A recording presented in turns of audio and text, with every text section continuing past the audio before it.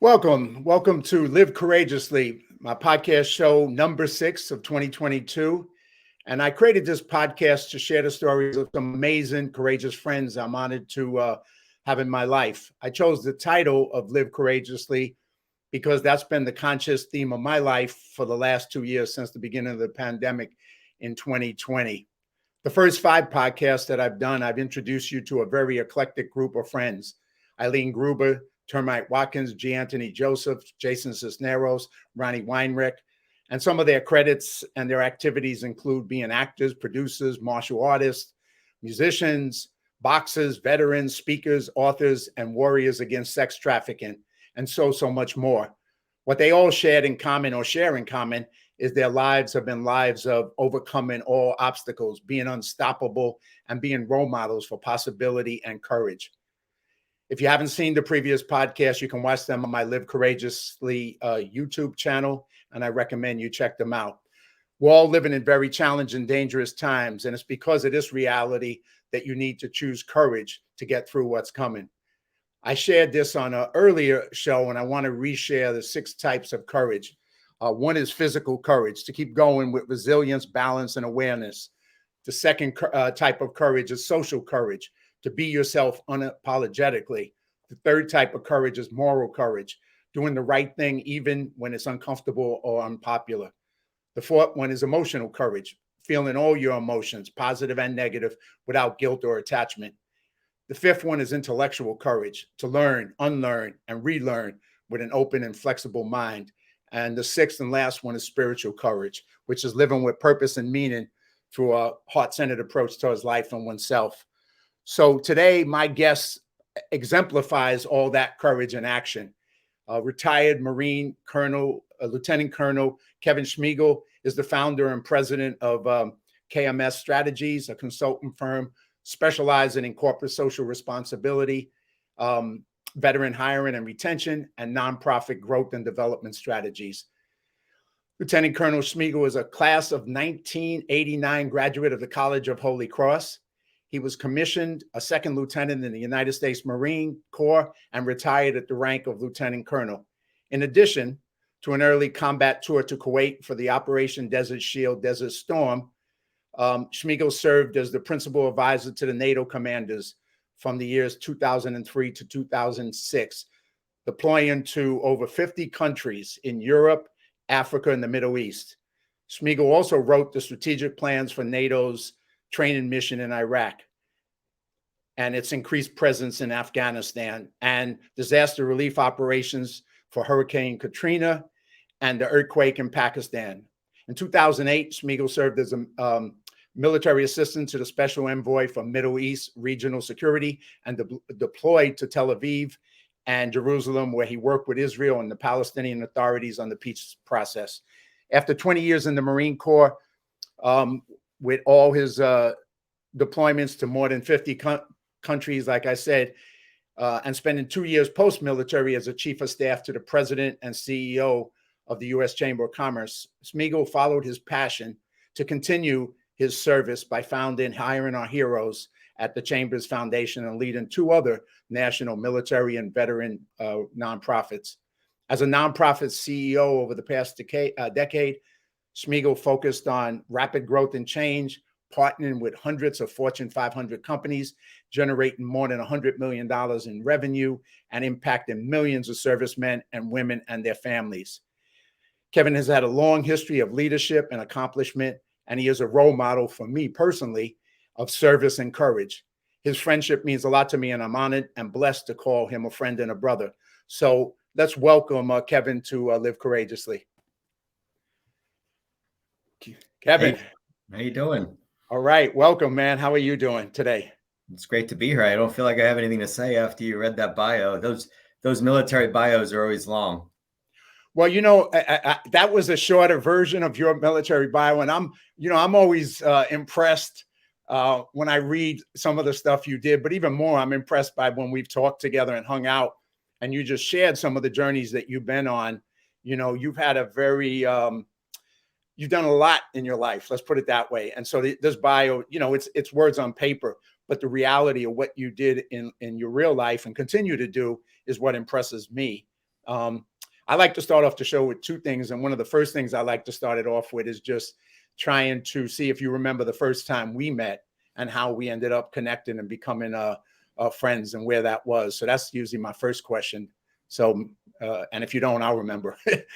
Yeah, well, of course, we met through Operation Gratitude and a mutual friend, right? It's always these intersections in life that make the biggest difference. So a few years ago, when I was the CEO of Operation Gratitude, we were introduced by an Air Force veteran named Bob Donovan, a dear friend, a Vietnam veteran who lives courageously too. So I think that introduction is a testament to the world is a much smaller place than we think, because people who live courageously find each other, and they're kind of like magnets to one another. So I remember going to Post 43 with you, American Legion Post 43, and spending time with you and fellow veterans and some of your friends, and doing what really is my life's work, whether or not you knew it at the time, John.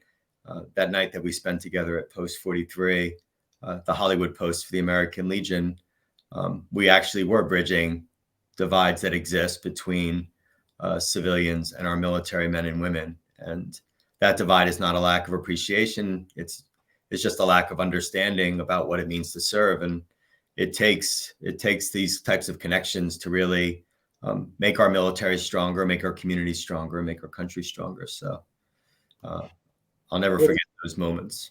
Well, it was a great time. We had a great time there, and I'm, like you're saying, and we'll get into that. The whole thing of bridging the divide. That's one of the things that you're committed to, as well as other things. And I want you to share some of that with the audience. But what the first thing I'd like you to kind of share is, what does live courageously mean in your life? What does that mean to live courageously, and how do you see how that exemplifies who you are? Yeah, I think you touched on it with these six different definitions of courage.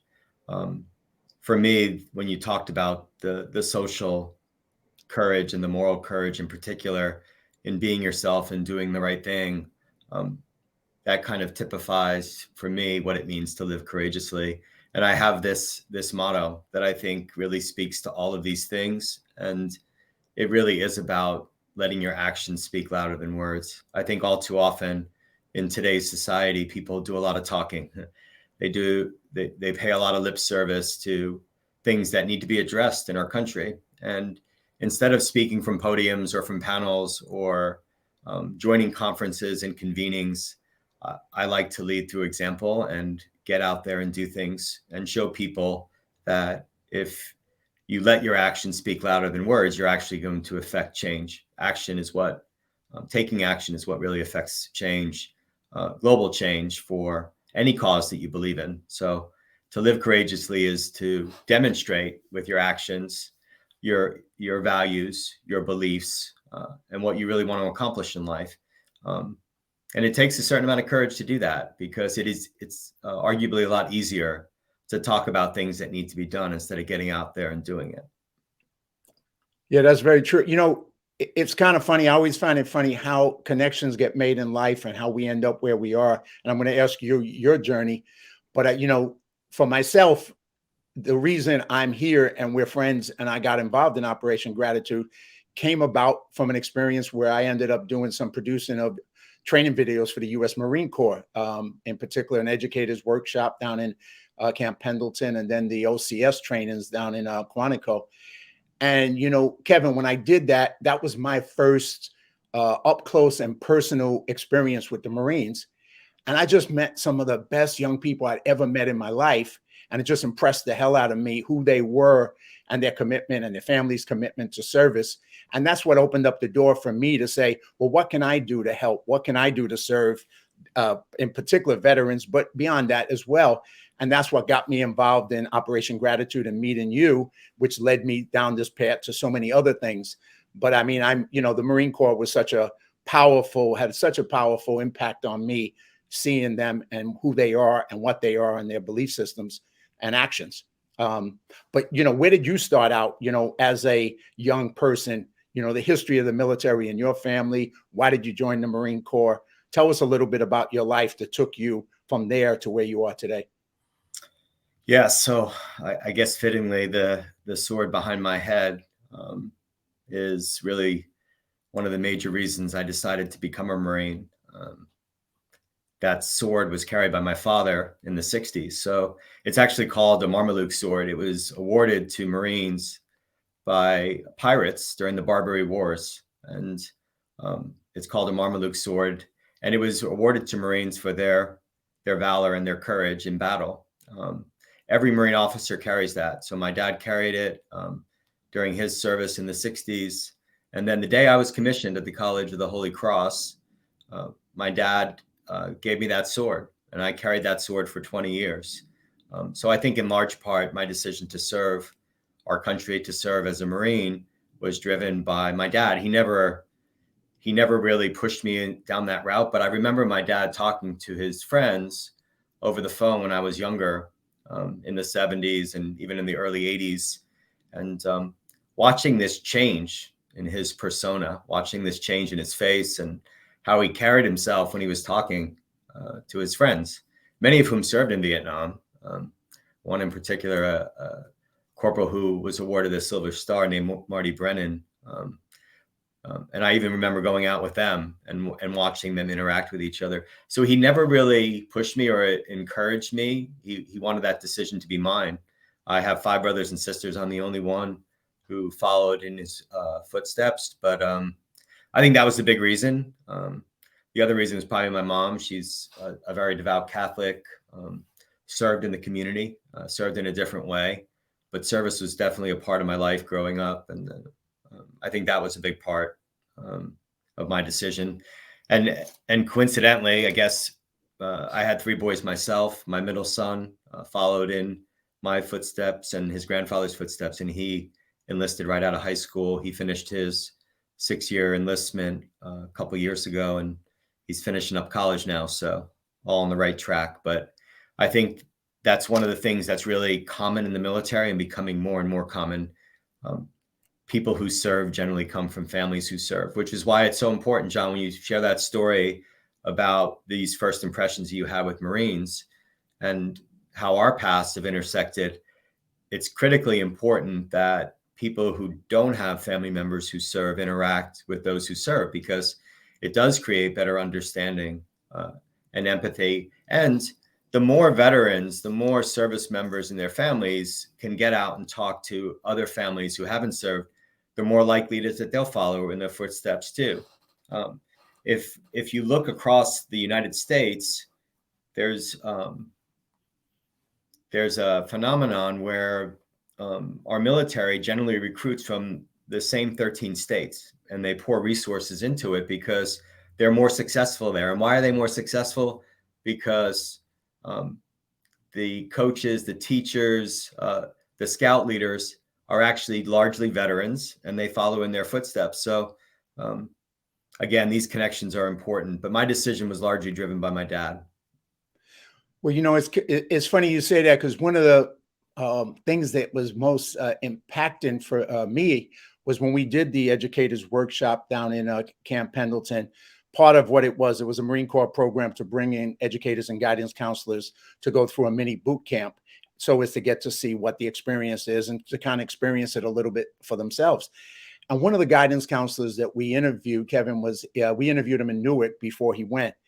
And he clearly said to us on camera that he hated the Marines, he hated the military, and that he would never tell any of his students to join. But he wanted to go to this experience because it was, I guess, a week away from work at his school in Newark, New Jersey. So it was a break.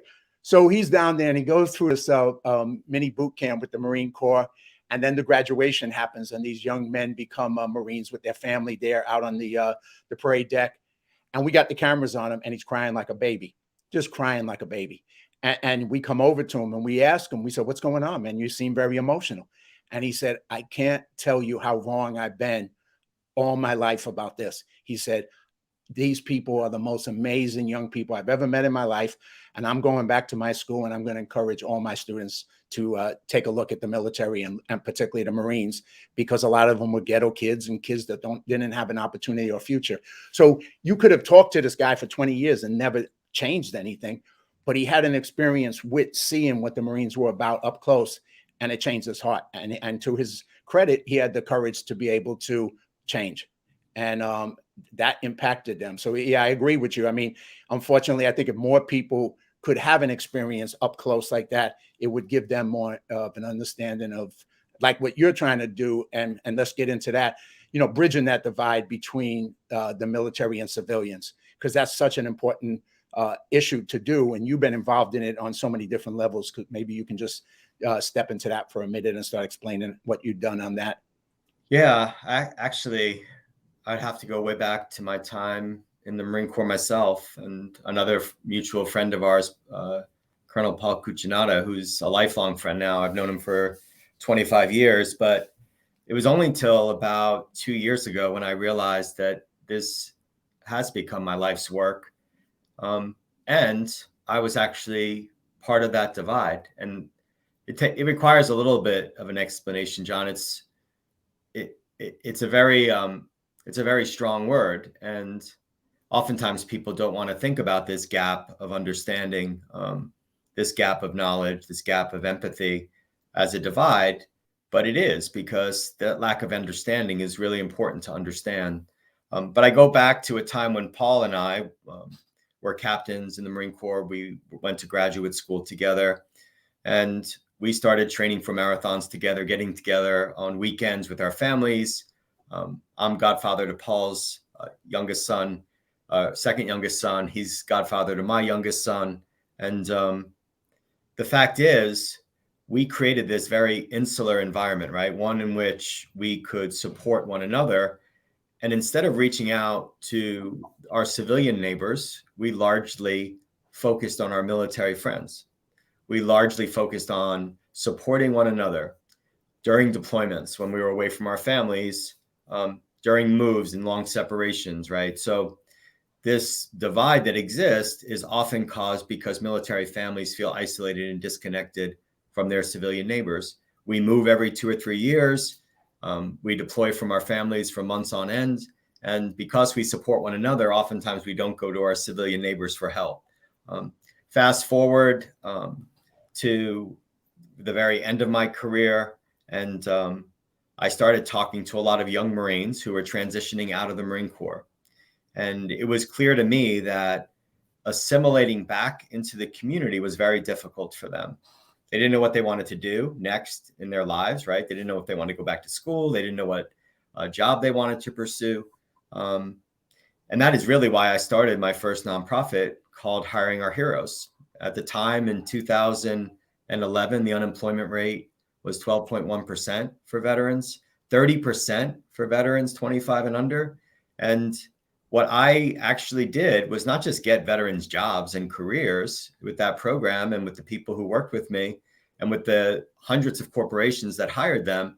What we did is we created understanding about the value of veterans in the workplace.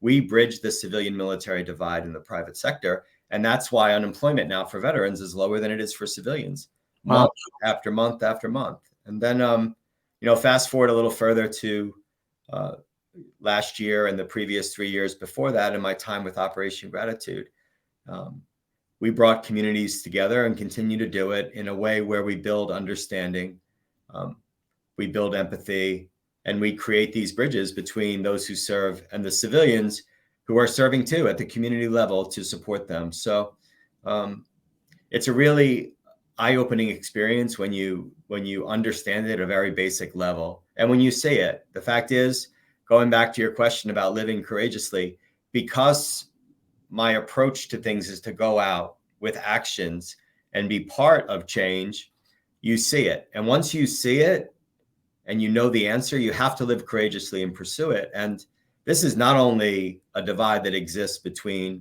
civilians and our military. This lack of understanding and empathy exists between civilians and our first responders. And I would say I'm part of that divide too. How could I possibly understand what it's like to be a police officer, except that I have a brother-in-law and I have a close cousin, both of whom serve as police officers. How can I say that I understand what it's like to say goodbye to my kids every day and not know if I'm coming home? The same thing for a firefighter and EMT, especially over the last 2 years during COVID and all the issues that we're having with the racial divides and the social unrest that exist in communities.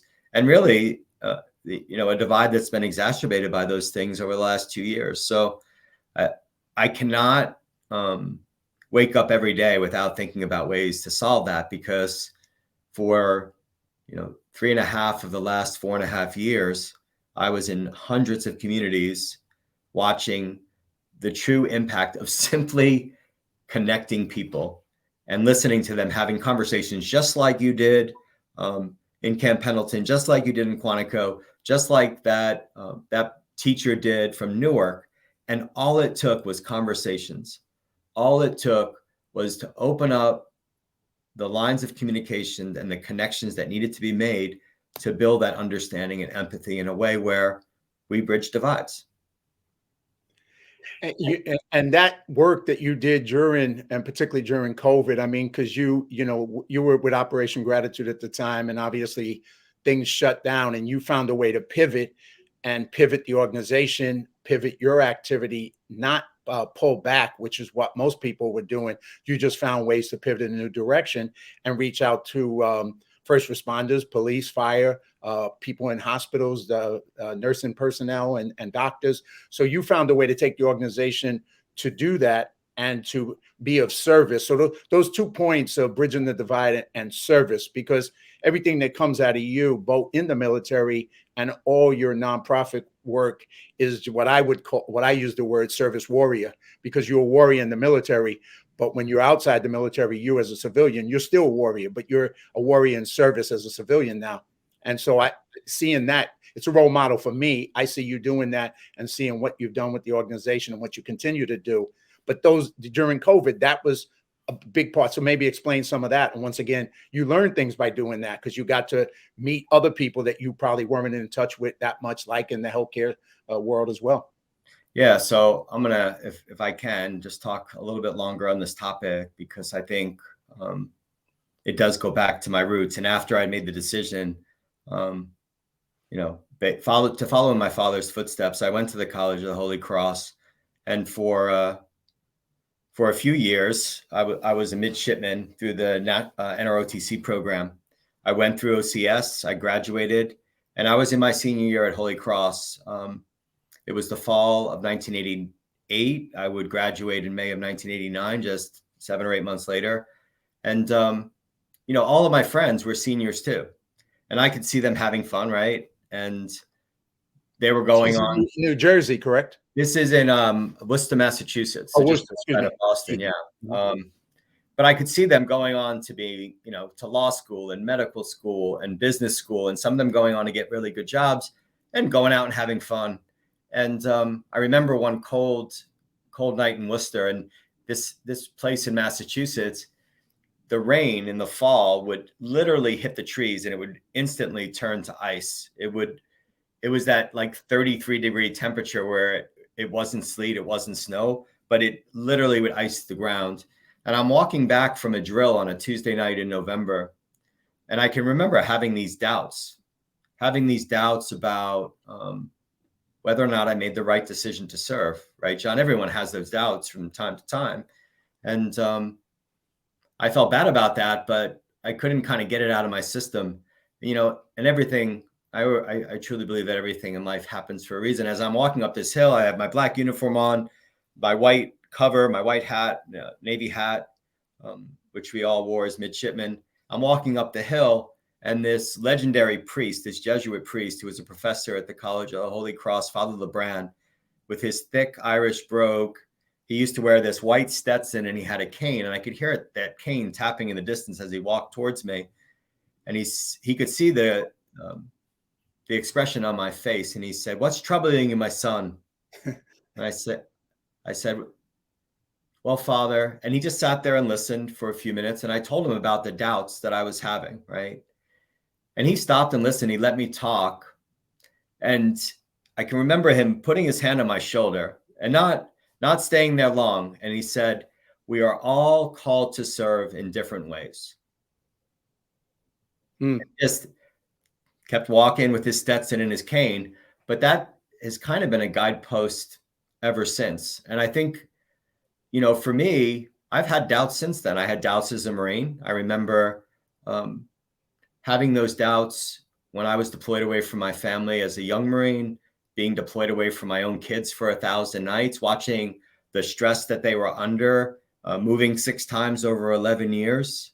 When you deploy to 50 countries, those 1,000 nights add up. So you don't get to have dinner with them or tuck them into bed or read them a bedtime story. All those things are very difficult. But what always guided me back were those words. We are all called to serve in different ways. And I used that at my times of doubt, but I also used it at times to help other people. And that's really what those words mean to me. I remember the first time we did a hiring fair at Hiring Our Heroes. We were in Chicago. It was March 24th of 2011. I had been working hard for months. It was only me. I started an organization from nothing, had a little office 8 foot by 8 foot, and even had doubts then. But I remember a young Marine sergeant who had been out of work for a year walking up to me in a convention with 1,100 veterans and 110 employers saying, "Sir, you changed my life today. I got a job." When you have that moment, you're called to serve, right? So you go on and on and on. And those same words, I remember being deployed as a lieutenant and having young Marines having their own doubts, and me sharing that story about Father LeBrand and steadying them.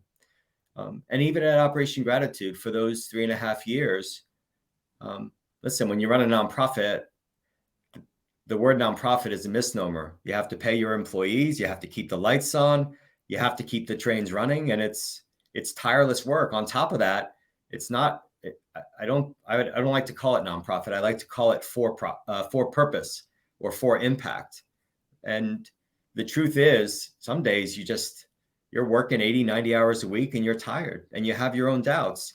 But when you realize you make a difference, right? When you hear from someone that the work you do is changing their lives in a meaningful way, when you get an email from someone that says, "Hey, you changed my life today," right? I got this care package. I was down in the dumps. I had lost my hope, and then you lifted my spirits in a way that made a huge difference. Then you keep going. So when we got to the point of COVID, to the question that you asked, we realized it wasn't a challenge. It was an opportunity to do more. And we pressed forward and we pivoted. We pivoted in a way where in a single year, we grew the organization more than it's ever been grown before. And, over a 3-year period, we increased revenue by 125%.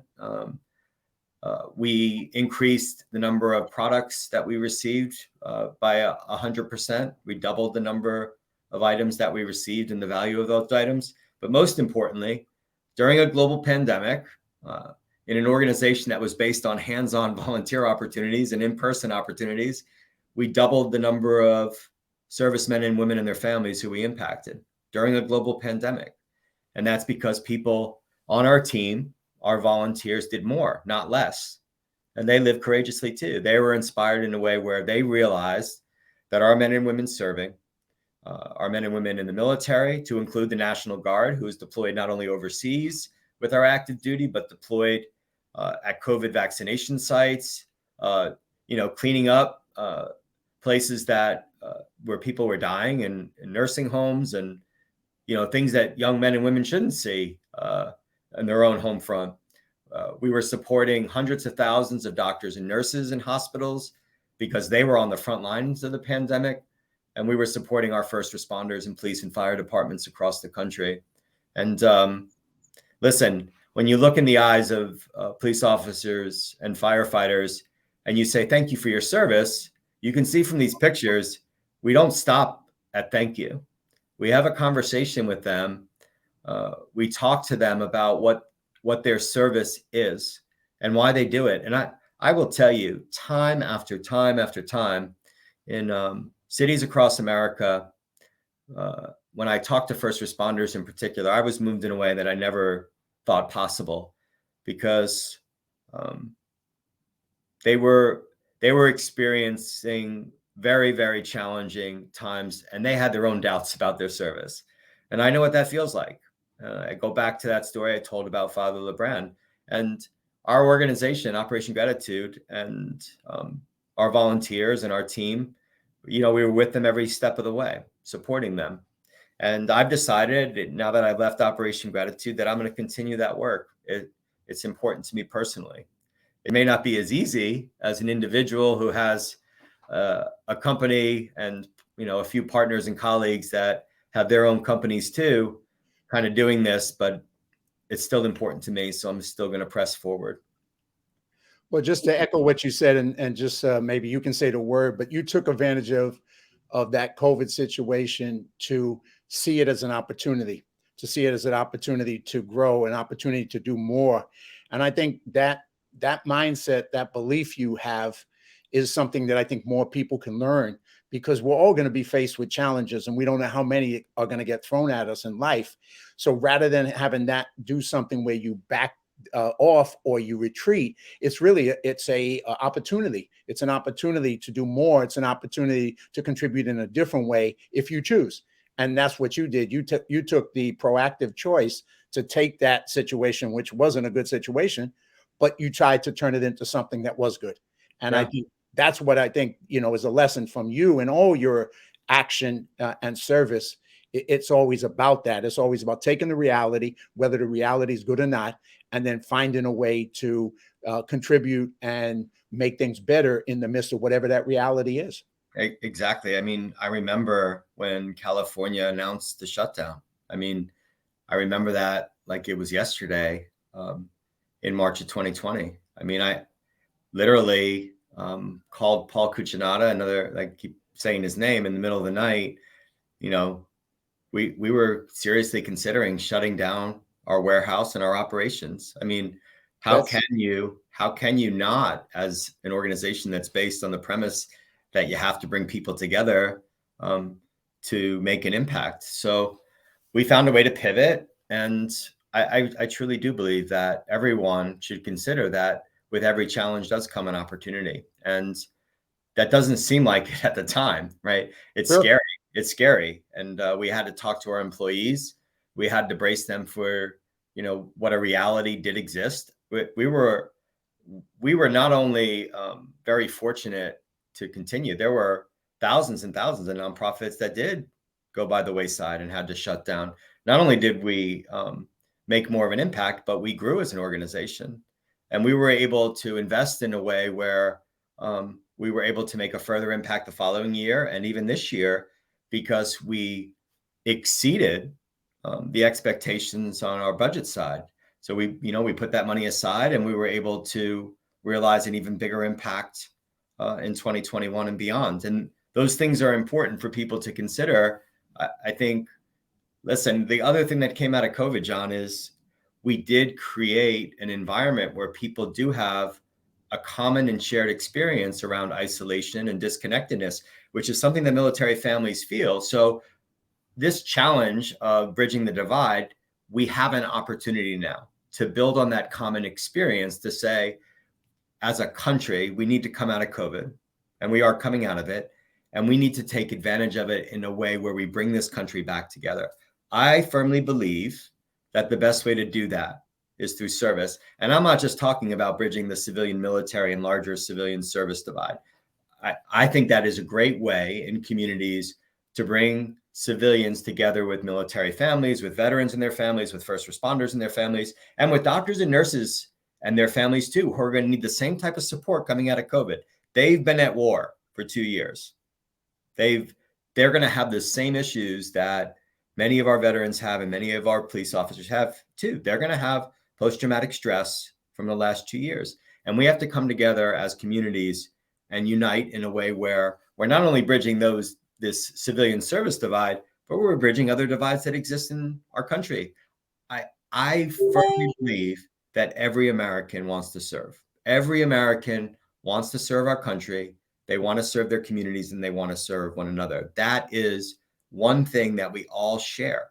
And I've seen it, John. You've seen it too when you come to these assembly days and these service projects, and anything that you've ever done involved with service, but particularly the events that you did with Operation Gratitude. Think about this.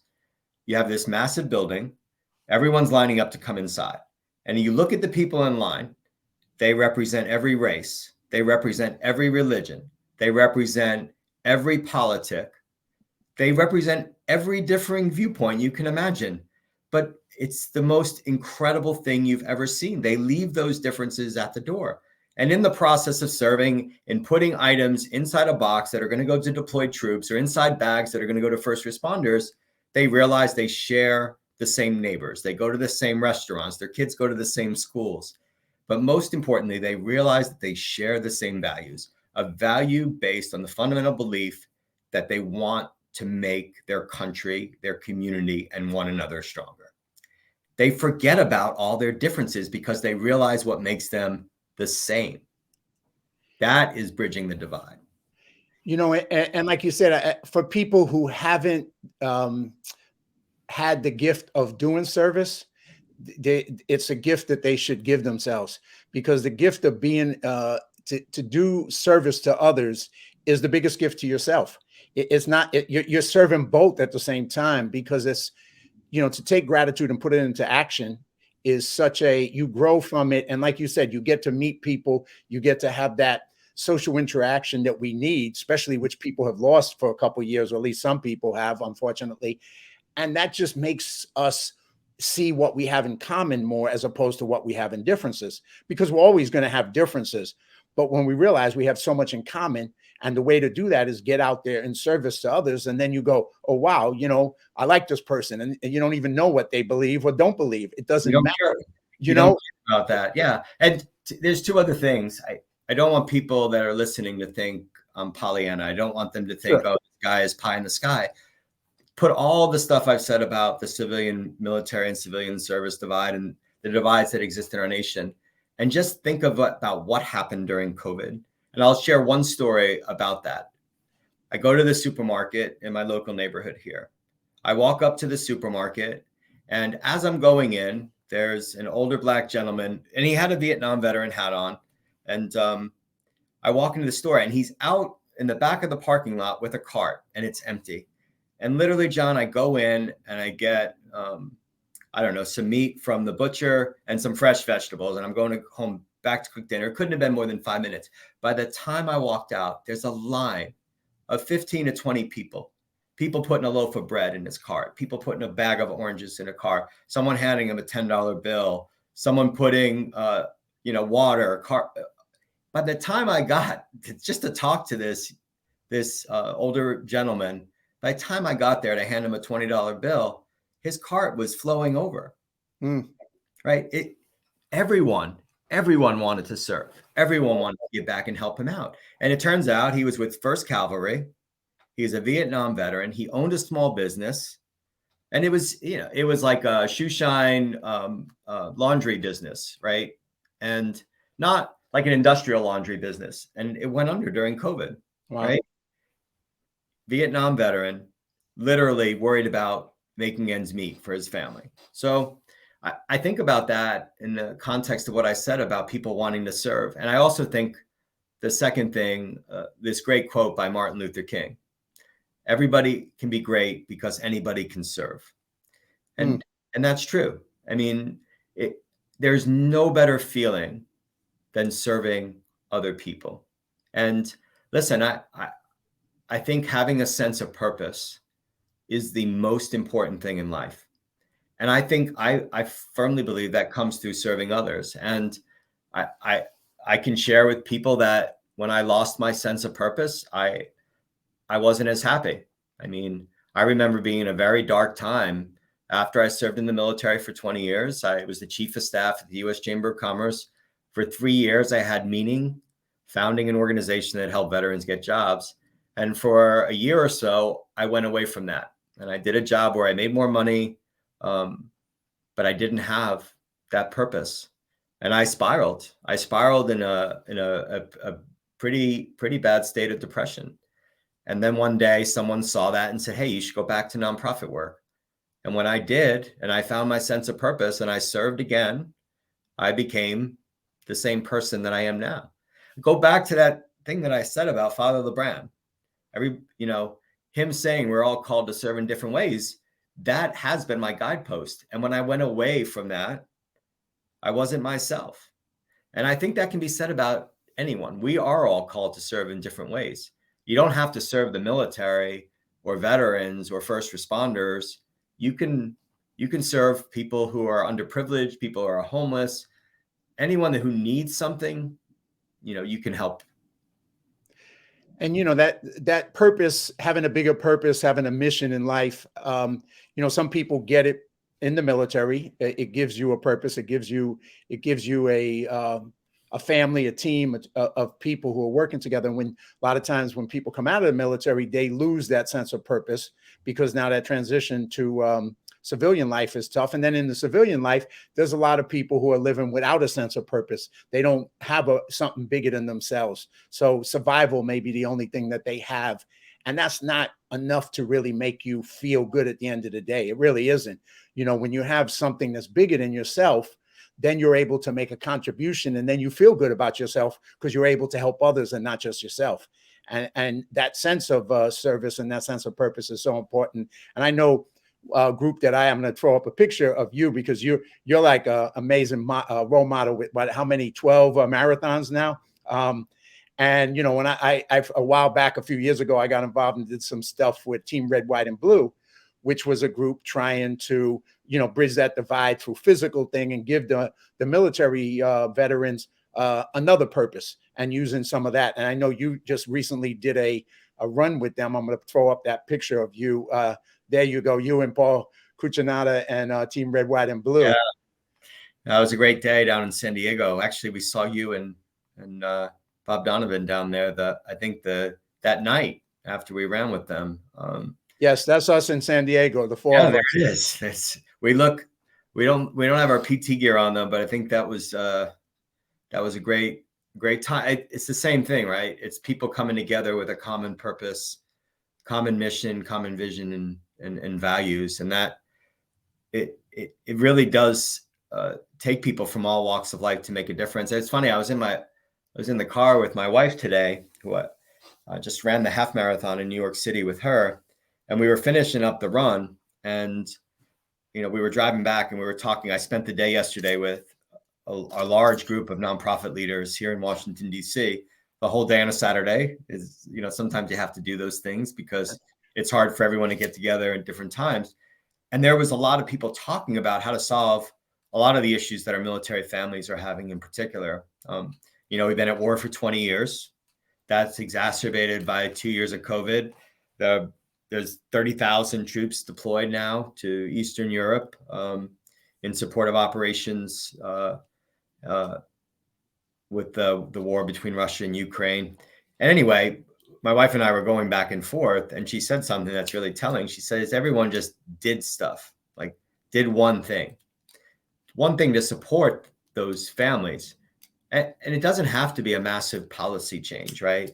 It could be as simple as just having a conversation. It could be as simple as, going to your local school. The fact is 600,000 military families move every year. Every year relocate to a new location because we move every 2 or 3 years.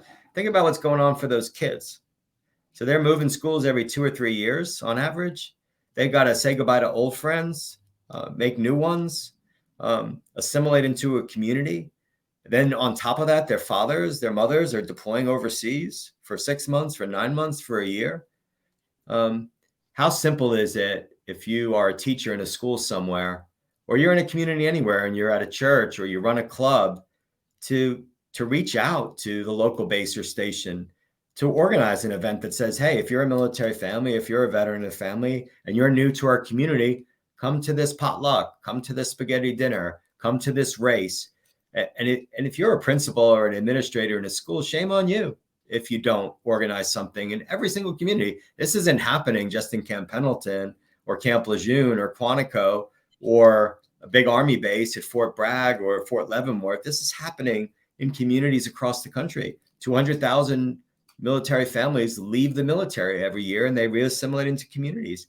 There are 20 million veterans in communities right now. I know people who don't know a military family, that don't know a veteran, and they're walking amongst them. So a lot of this stuff is just doing things. It goes back to my point about action speaking louder. And if people spent less time trying to solve problems in massive ways, which I can be accused of too, and just went out and did things, we'd be in a much better place. Well, one other point, and it's kind of funny because last night I was at this veteran musical event called America Salutes, and all these bands, rock bands, were playing to raise money for veteran causes. And they gave us a book when we were coming in. It was a small event by invite only, and they gave us this book, and it just kind of flips into one of your points, which is I don't know if you've ever seen it before, but it's Marines Don't Cry. Now, I haven't had a chance to read the book. I'm going to read it, but the reason I raise it is because you're the opposite of that. And, and I know your friends tease you sometimes, but the thing is, you have that empathy. You obviously had the warrior side of you. And I'm going to throw up a picture of you that I love with this young kid. And it's just like the look on your face. I just think is priceless. It's that empathy that you have. And I think that's the other thing that you're also suggesting in our world, is that we need to have that more. We need to listen to each other, but we need to have empathy and have, I know you cry. I know I cry. That's not a weakness. It's we have the empathy, and it allows us to. And you're tough when you need to be tough, but when you need to be gentle, you're gentle. And I think that's just something we can emulate, and for other people that we need more of that in the world. Yeah, I had to smile when you held up the book because I knew where the conversation was going to go. Right? Yeah, I freely admit that I get very emotional. I chalk it up to old age and having grown men as kids, but I do think this. I think back to my time. I mentioned my dad and my decision to serve, but I should talk about my mom. I mean, it's even during this call, I probably almost cried 3 or 4 times, but I go back to like the golden rules that I learned as a kid because of my mom and because of her faith, and because she is a warrior servant too, just walking in a faith that shows her that to treat others the way she would want to be treated, and to walk in their shoes, and to be empathetic. Those are the golden rules: to love your neighbor as you would love yourself, and treat others the way you'd want to be treated. It is very simple. It is. And listen, we should always do that as a way of thinking, and to walk in someone else's shoes is important, because if we do that, whatever differences we have go away. If 2 people who are very different, who are divided, who aren't getting along, just for that moment, that split moment where they're mad and angry at each other, if they just stopped and said, what is it like to be that person? What is it like to be that person? What is it like to walk in their shoes? What is it like to walk in their shoes? That would dissipate. It would go away. It would evaporate. That anger, that disconnect, that divide would go away, because they would take a moment to empathize with one another and what they were going through. And yeah, again, this is not Pollyanna. This is just experience after 54 years of living and seeing it. And a lot of my work is focused on those who serve, because I have walked in their shoes and I know what they're going through. But I do that as a matter of course every day. I mean, it's something that I was taught for me from a very young age. And again, when Father LeBrand said we're all called to serve in different ways, I think of my mother too. I don't just think of my father and the fact that he carried that sword and was a Marine, and that side of me. But my mother's influence on me is just as great as my father's. And those 2 things side by side are unstoppable. And when you have role models like Father LeBrand and some of the best general officers who are also my mentors, and people like you and Bob Donovan and Paul Cuccinata and other people who live with the same mission to make this country the best country in the world, and to make our world a better place, you're going to be fine. And I've been very fortunate in that regard. Well, I'm going to take you going a little forward before we end, but what you're talking about. I had the honor to meet a young man who made a documentary film based on his life, African American guy from the Midwest. And originally, when he was making the film, he told the story. It was called "Walking While Black," and he was angry, and he had been treated unfairly a couple of times, or maybe many times, by police officers in his community. So he had this rage inside him, and that was what was he wanted to make the documentary to express that rage. And then he had an experience. He was also Christian. His brother was dying of cancer, and his brother told him, he said, brother, you got to let go of this hatred in you and anger. You got to let go, because you're never going to heal unless you do. So his brother died, and he was on the beach, he said, and he was reflecting and praying on it. And then he realized that he wanted to make a different documentary. He wanted to share that reality, but he changed the title to "Walking While Black, Love is the Answer." And what he did with the documentary, he started to create an opportunity for communities and police to sit down, have coffee together, talk together, get to know each other, and begin to bridge that divide between the African-American community and the police department. So he's done that throughout the country. But that's like what you're saying. And you did work during COVID with a lot of stuff, particularly in New York with the police department. And maybe you can just talk a little bit about that. And then I want to take you up into what you're doing now and your future, where you're going, because you got some big plans, and I hope to be part of some of them. So keep going. Tell me a little bit about that. Yeah. So New York was, and serving the NYPD was probably the most meaningful thing that I've done with my career post-military. And many of the police officers in NYPD have become very close friends. And I mean, I can't believe what we did over 9 months. In 9 months, we not only delivered, but we assembled in different parts of New York and in the 5 boroughs. We assembled 35,000 care packages and delivered them precinct by precinct in all 8 sub-boroughs to every police officer in NYPD. And we brought volunteers there too. The volunteers who assembled the care packages actually went to those precincts in Brooklyn, in the Bronx, in Manhattan, in Staten Island, and they went after it, right? They went after it to make a difference for our men and women serving NYPD at a time when they really needed it. And that changed my life forever. And I'm working on a massive project right now that will create global change for police officers and for the issues that we talk about. And I'm working on that with one of my best friends, Paul Cuccinata, who I've been serving with again and mentioned, for 25 years. There's us drinking a beer in New York on St. Patty's Day, this past St. Patty's Day, the night before we were going to meet with NYPD on this project. So, and I was very jealous that I wasn't there with you two guys. I was mad. Very jealous, man. Well, we already promised that we were going to do that again. And if a Duffy and a Donovan promised that they're going to come to New York to drink a Guinness with a Schmiegel whose mother's name is McGonigal and a Cuccinata, we'll let him into the fray too. We're definitely going to do it. But I can go ahead and pivot because I referenced the work that I'm doing now. And right, in sum, if you think about my life, at least from the time I was 21 until now when 54, I've really devoted my life to 4 organizations. I gave everything I had to the Marine Corps for 20 years and was loyal to the institution and lived courageously with them, every Marine that I served with. And then I ran 3 nonprofits, and those 3 nonprofits I gave just as much in terms of service, in terms of my time. I worked tirelessly with Paul Cuccinata to run Operation Gratitude, and within a team that grew from 13 to 37 people in just 3.5 years. And they were incredible, and all our volunteers were incredible. But I came to this point in my life where I realized I could do more if the gloves were off or the shackles were off, and I wasn't encumbered or constrained by devoting myself to just one cause at a time. So I'm going to spend the next 5, 10, 15, 20, maybe longer years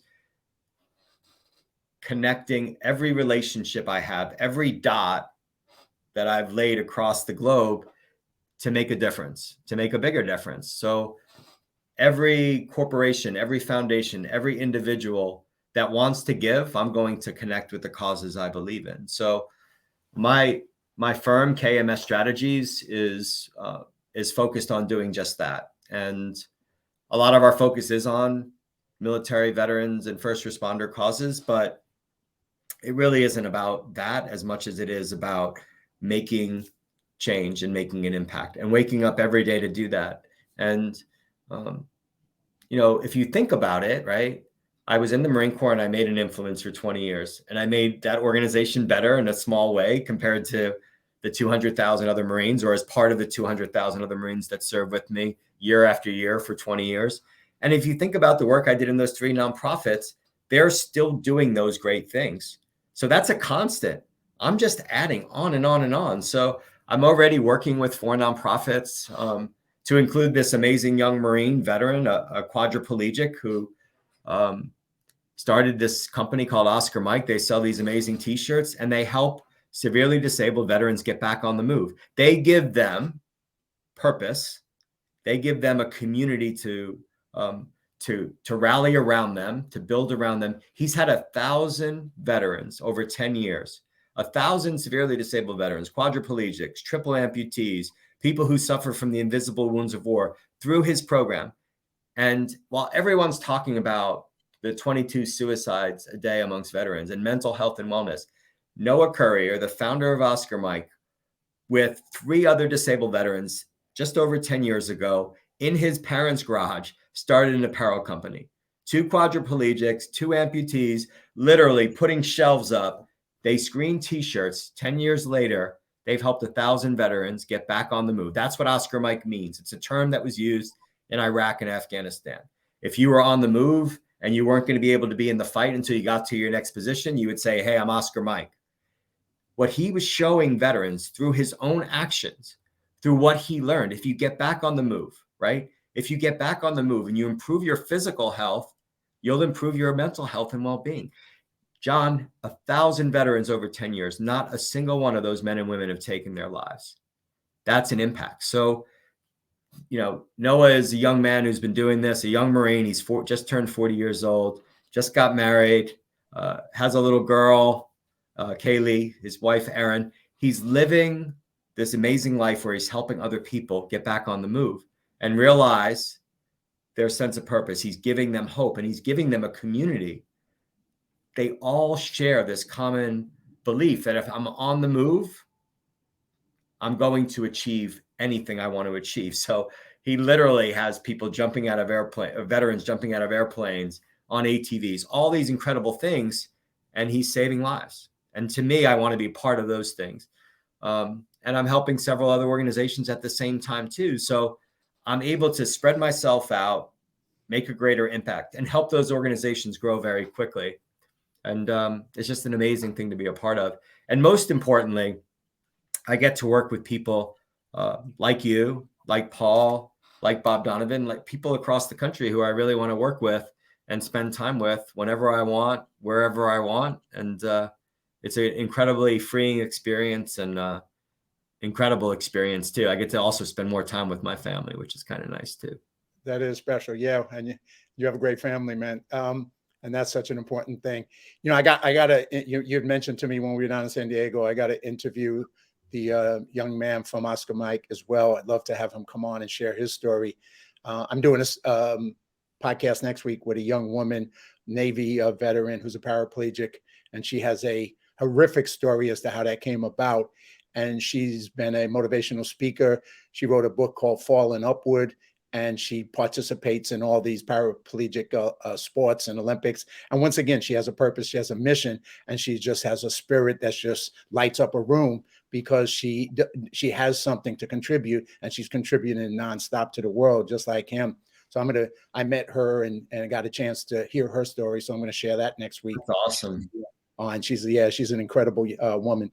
So yeah, I look forward. So in wrapping up, anything else you would like to finish up or share, or anybody, how people contact you, how the people get involved in supporting all the efforts that you're doing. And in the future, of course, when you get those things concrete, I'll share them to all my social media.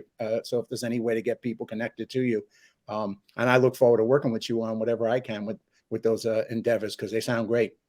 Yeah, I mean, I would just say, I'm just honored to be part of this, and to have this relationship, right? To have this friendship, and it's weird when you do a podcast, because you're not getting to see the people who are listening and express that to them. But any friend of John Duffy's is a friend of mine. So anyone who's tuning in to live courageously is looking for these types of messages, and I'm just honored to share my own experiences in a way where hopefully, the one person who's listening, it might make a difference. I think, again, all too often in my life, especially the last 11 years, I've been focused on making massive changes. And arguably, I have helped millions of people. But what's really interesting to me right now, this time in my life, is I want to connect with individuals in a much deeper way, because there's a different theory of change, right? I was always focused on creating these organizations and making massive change, when sometimes, if you think about Noah and you think about people like you, if I could work with them or help them in a way where they can go on to help millions of people too, I'm arguably doing more. So I'm just honored to be here. And, there might be someone listening who was going through a hard time, like we have in the past.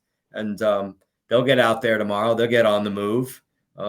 They'll serve. They'll try to make a difference, and they'll find their sense of purpose, and they'll shake off that funk.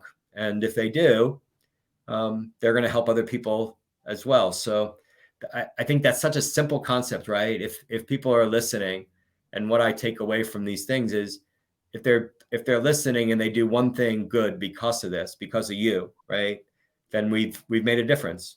Even if that's one person, we've made a difference. So, well, that's the reason I started the podcast. Like you said, if it's one person, that's means everything, because sometimes you get to touch a lot of people, and sometimes you just touch one person and you change their life, and then you create that pebble. You throw the pebble in the water and it creates a ripple. They're going to touch other people's lives. So if you have the opportunity to help one person, it's worth it all. Take it.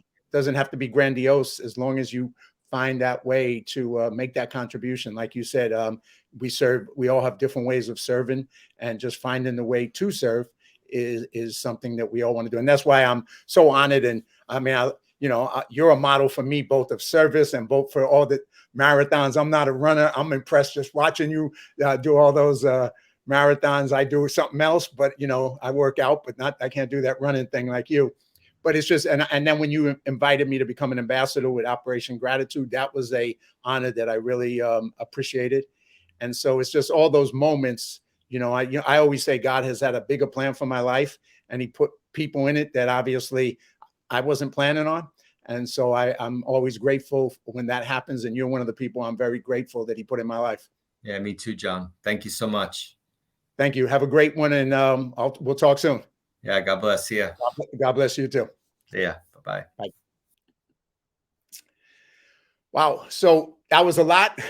Obviously, here's if you get a chance, if you're watching it on replay, Kevin has lived an amazing life, both in the military and out, in service in the military and in service outside as a civilian. A lot of lessons from his life. He's an amazing, loving person. I'm honored. I'm blessed to have him in my life. And he's just one example of how we can live life in this period of time, how we can be of service, how we can live courageously, how we can overcome fear and have faith, and find a way to touch one person or touch two people or touch whoever you can to make life better. Everybody has a gift. And my purpose of doing this Live Courageously show and bringing amazing friends like Lieutenant Colonel Kevin Schmiegel on is to share it with others, so you get to hear what they've done with their life and what they're doing, and maybe draw some lessons as to what you can do. And they don't have to be giant steps. They can be baby steps, but to get into service and to get into being the best you can be. So as I finish this up, thank you for watching. Thank you for being part of it. Thanks, Kevin, for sharing his life and story with us. And then we'll be back next week with another amazing friend and guest who's also a courageous human being. And so until I see you next week, take care and God bless.